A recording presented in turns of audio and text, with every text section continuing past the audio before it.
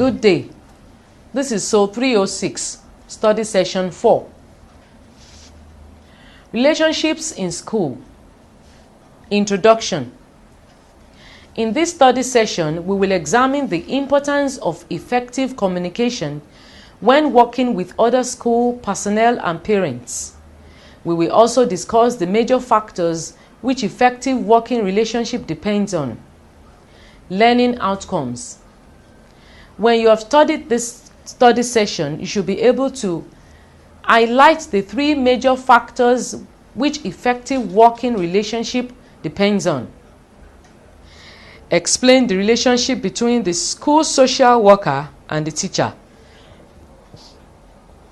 Discuss how the school social worker can help the teacher identify the needs of the students. Analyze the needs for school social workers to be informed of the policies and practices of other agencies. The school and the social worker. The school is primarily an educational institution, and the services of the school social worker are offered to help the child make maximum use of their school experience. The worker naturally develops relationships with the other school personnel such as principal, teacher, psychologist, psychiatrist, guidance counselor, nurse, doctor, special education staff, clerical and maintenance workers. Although the superintendent with their central administrative staff members of the Board of Education do not usually work directly with children, they have a vital part in planning for and administering the total school program. The effectiveness of the school social work program may depend largely on their understanding and acceptance. Effective working relationships involve knowledge, the need to know, understanding, the need to appreciate and feel, communication, the need to interact rather than to react. The school social worker can work most effectively with others when they are secure in the knowledge of their own skill, function, purpose, and goals. Their knowledge should include the purposes and goals of education, the policies, procedures, and concerns of the school, some knowledge of the competencies and contributions of other school personnel, and how to relate to and make maximum use of all other services for the benefit of the child. The limitations of the function and services of the social worker, as well as the limitation of services offered by the other school personnel, need to be clearly understood by the worker. The spectrum of understanding for the school social worker includes self-understanding, their attitude towards their own service, the service of others, and towards the teamwork relationship.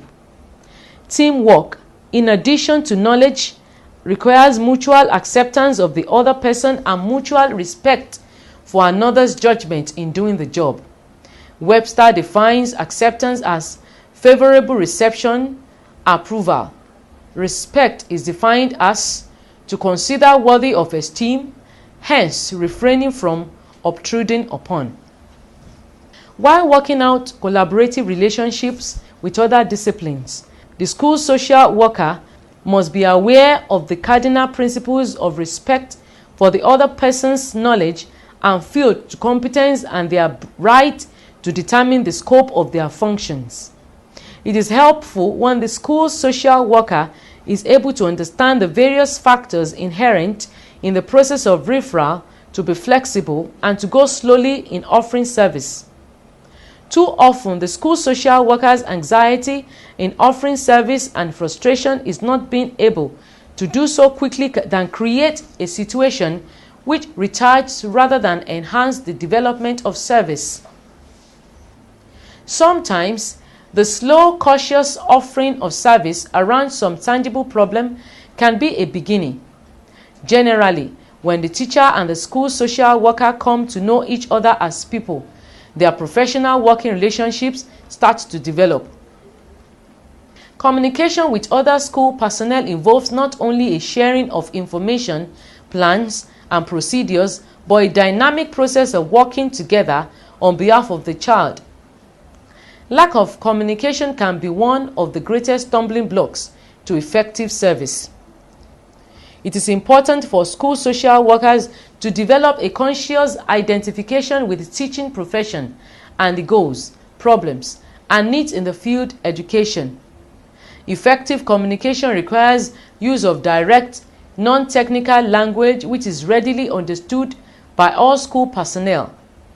A child may be helped in almost direct proportion to the degree of understanding on the part of all school personnel involved as to the nature of the problem and the kind of help being given.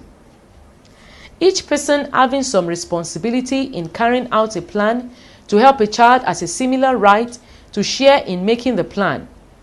Although one of the school team should be chosen to carry major responsibility, those who are involved at intake need to be concerned and kept informed.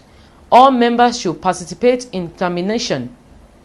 Usually, school social worker serves as a coordinator for the services to a child if they are working with the child or their parent, but this may vary according to the situation. For example, when health problems are primary, the nurse may carry major responsibility in a plan which uses the services of the school social worker. Regularly scheduled or planned conferences with principal, teacher, or other school personnel involved, whether for collaboration or consultation, are not only administratively effective but psychologically supportive. The same principles regarding confidentiality of information presented in the foregoing chapter apply to all interprofessional relationships within the school. The essential idea is sharing for the benefit of the child.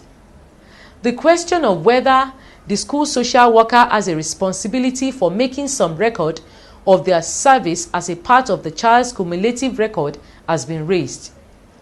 It seems appropriate that the cumulative record should indicate that the child has had the service with a notation at the very least of the date and worker's name or initials. This will make it possible for school personnel who may later become involved to obtain additional information if necessary. There is a need for further experimentation and research in this area before a definite statement can be made. It is important to understand both the administrative relationships within the school as well as the administrator's role. When proper channeling is maintained, smoother working relationships are achieved. The effectiveness of the school social work program is directly related to the understanding and support of the service by the principal. Service to children is promoted by clarifying the function and training required for each service.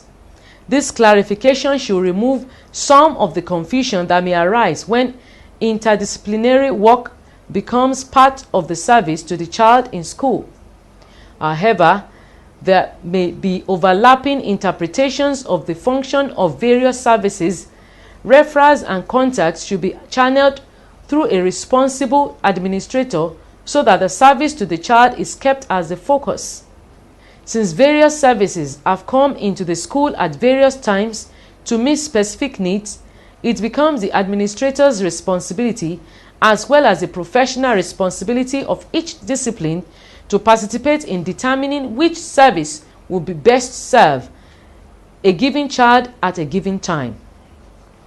The social worker has a responsibility to share with the principal about the work they are doing in the school with children, parents, and teachers.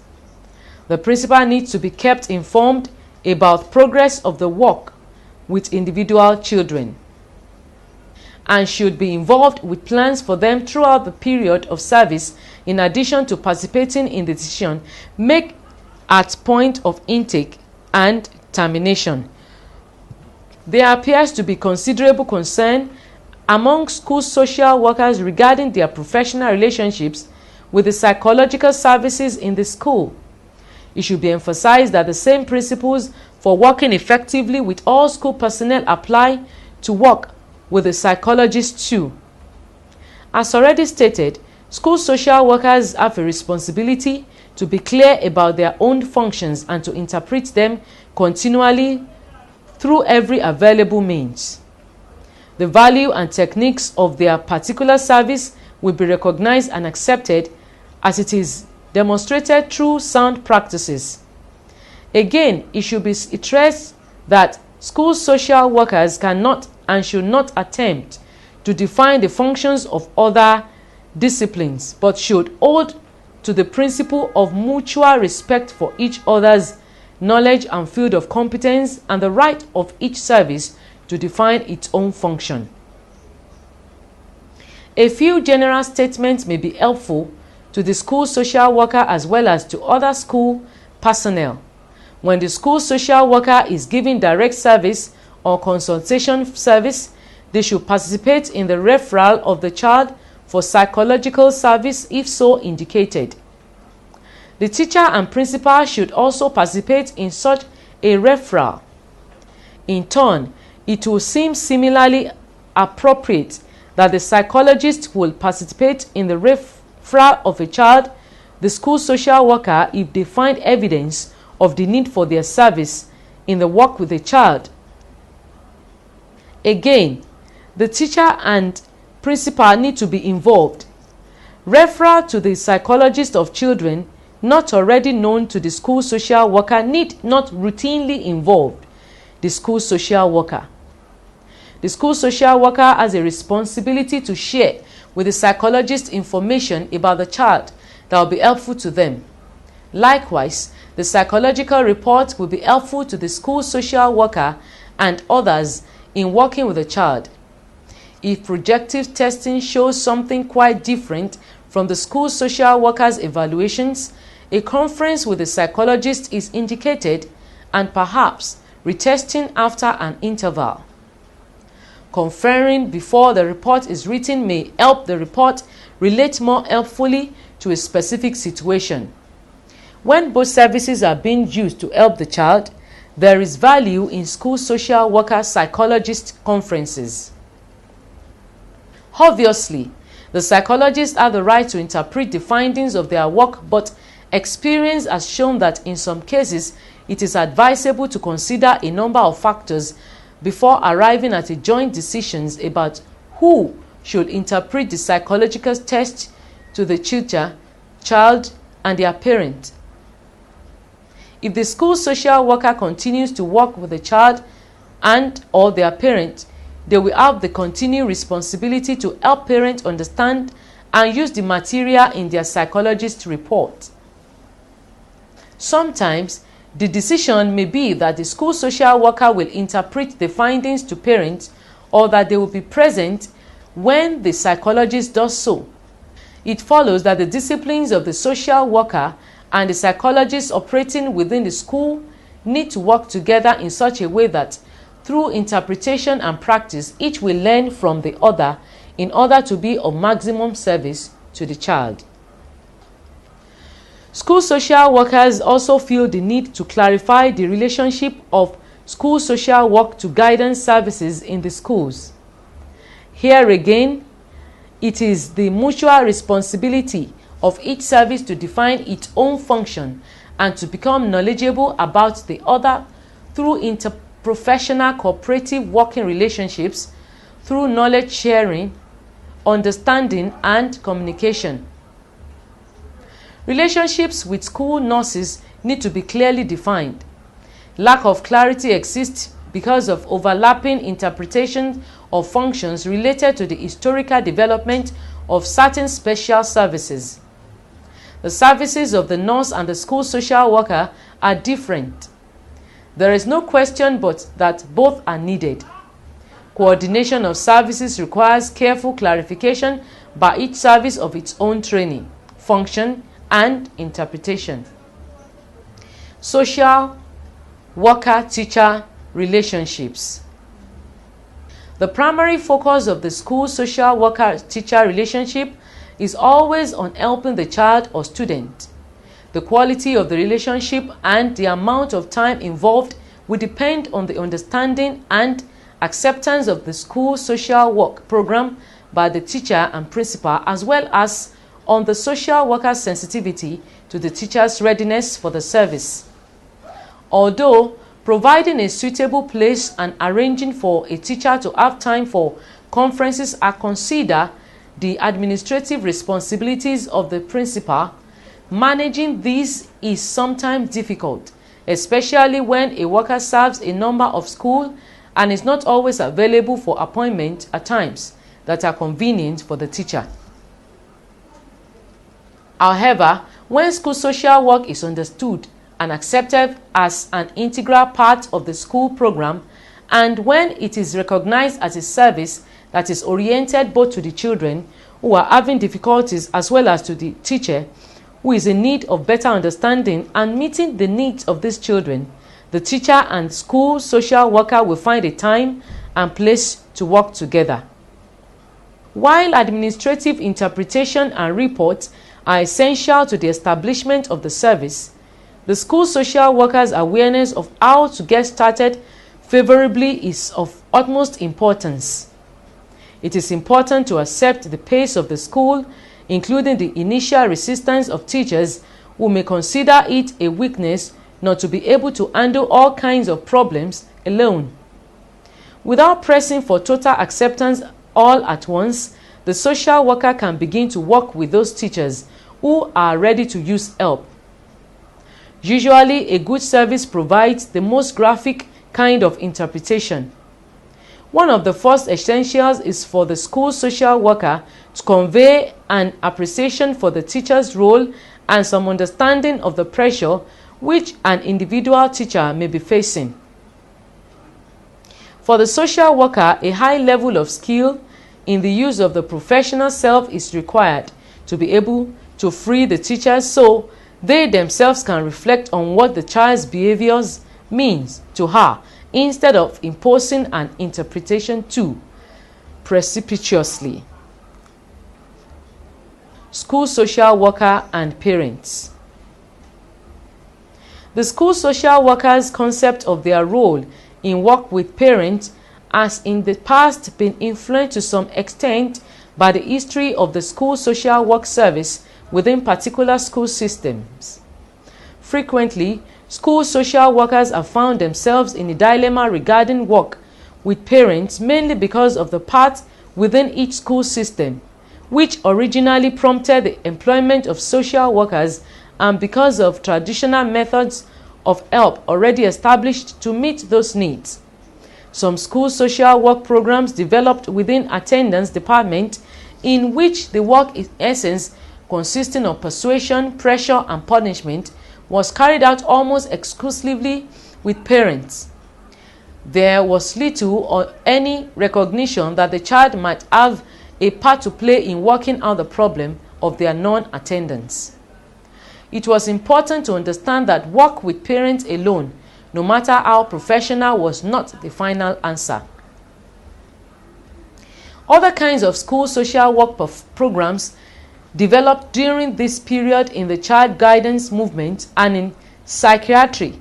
This was motivated by the growing interest in direct work with children and in the development of specific methods of helping them participate in working towards a solution of their own problems. It is not surprising that concurrently, parents seemed to fade into the background and schools employing social workers gave little direction in regard to their responsibility towards parents. In still other programs, we developed from the belief that a social worker will be a valuable staff person, but with no preconceived idea of what they would or should do. The social workers who were employed brought with them certain practices from various employment in child guidance, family welfare, probation work, and so on. Notwithstanding this variation in origin and the changes in philosophy regarding the place of parents in school social work, there has developed in school social work of the present time notable degree of thoughtful practice which has demonstrated its usefulness to children and parents alike. The responsibility of the school social worker in working with parents derives from two sources: the administrative policy of the school and the principles of effective casework with children. Both elementary and secondary schools recognize, as shown in their policies and practices, the rights and responsibilities of parents in relation to their school-age children.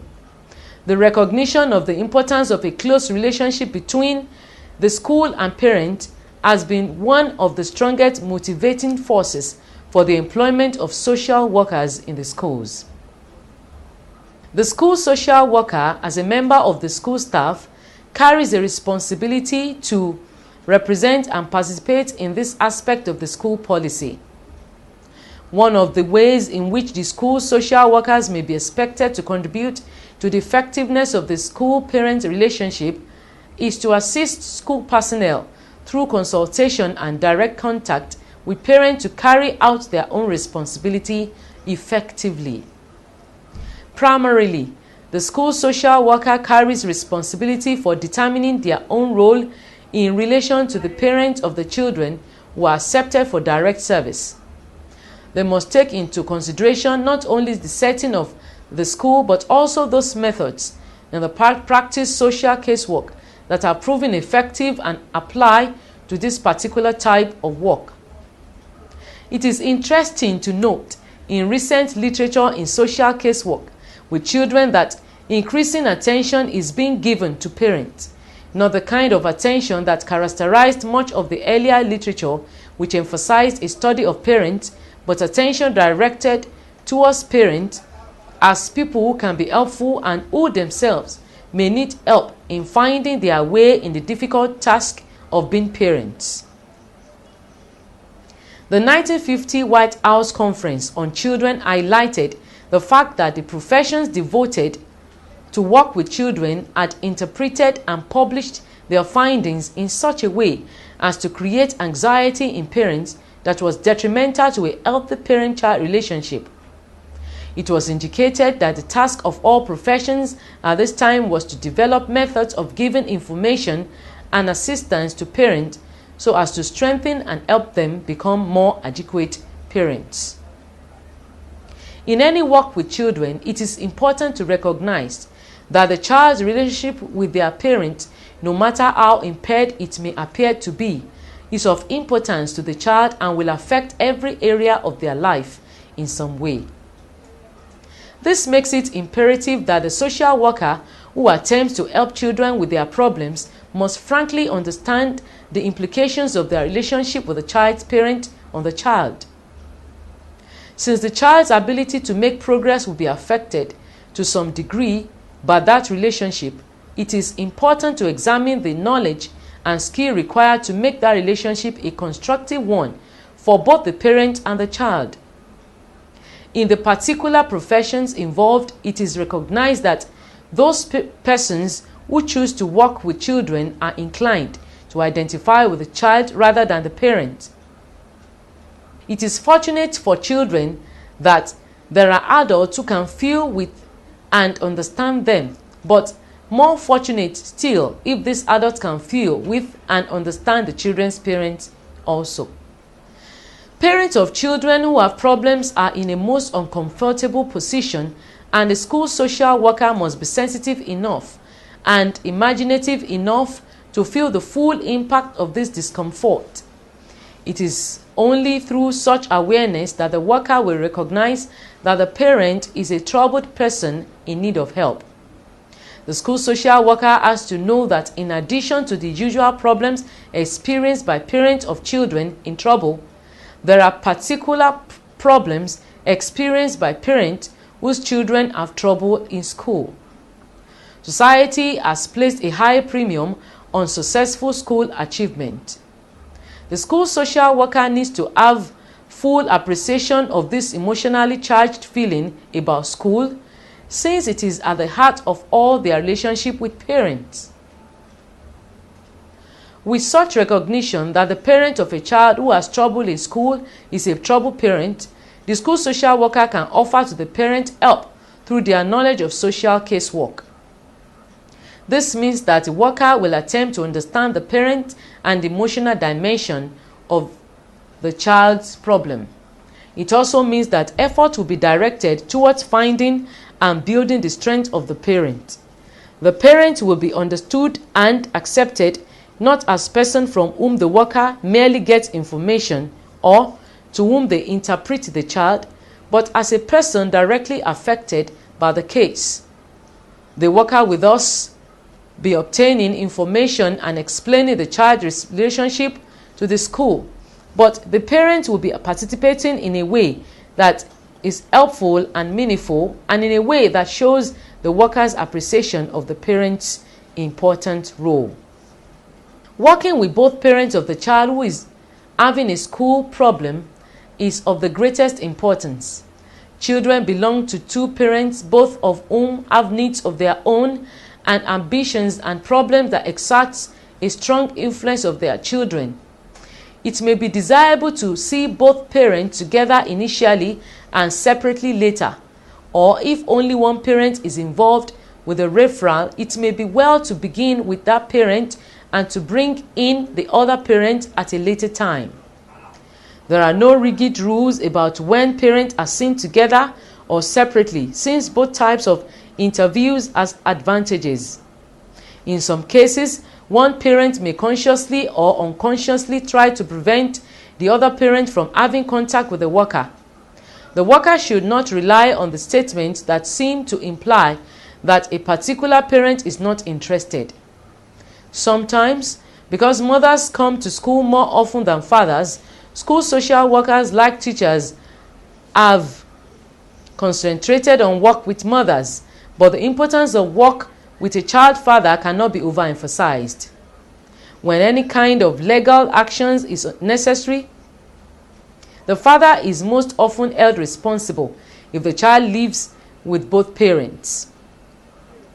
Not every child will have two parents, of course, and there are some cases when it will not be possible to involve both of them, even when the child does not have both, but every effort should be made to help each parent participate in a plan to help the child.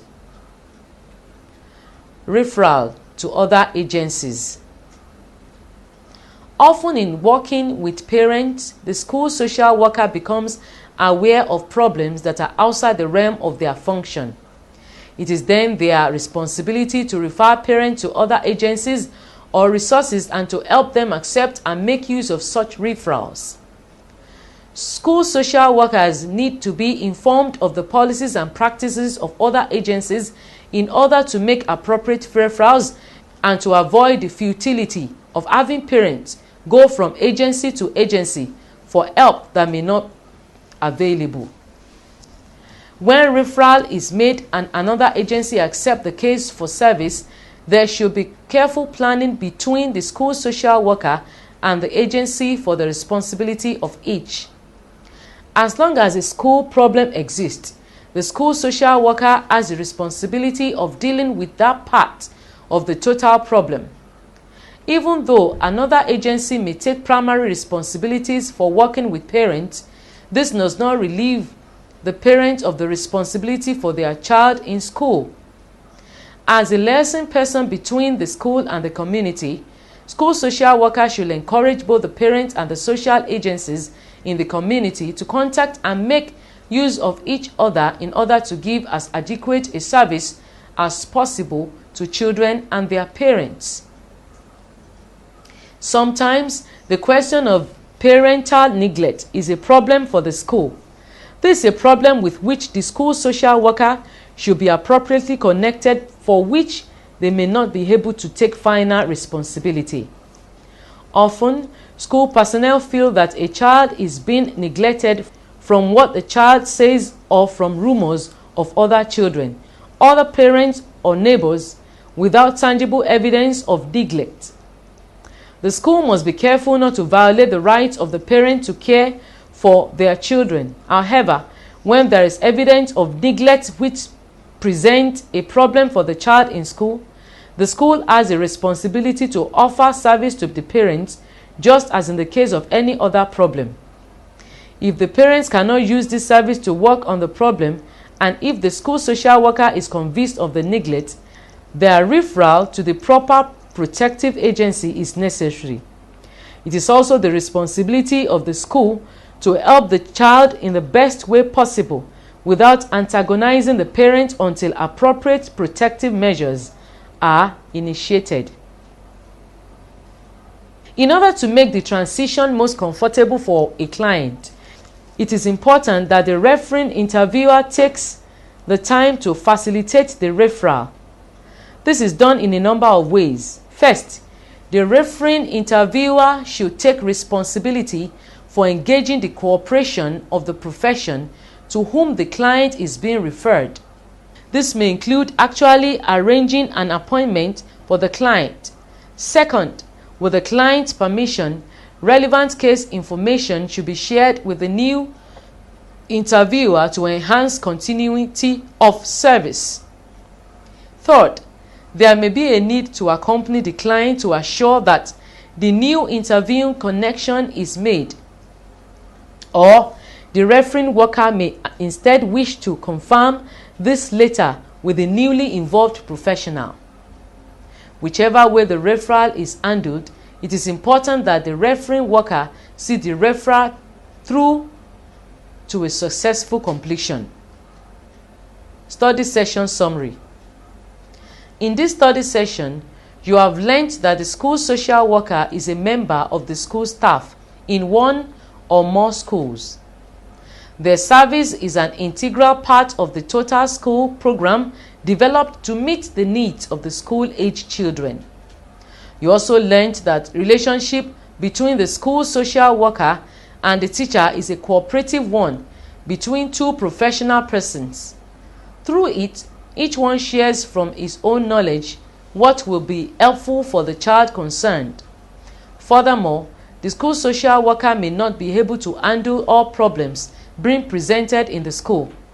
It is therefore the responsibility of the school social worker to arrange referrals to other agencies in such situations. We have come to the end of study session 4. Thanks for listening.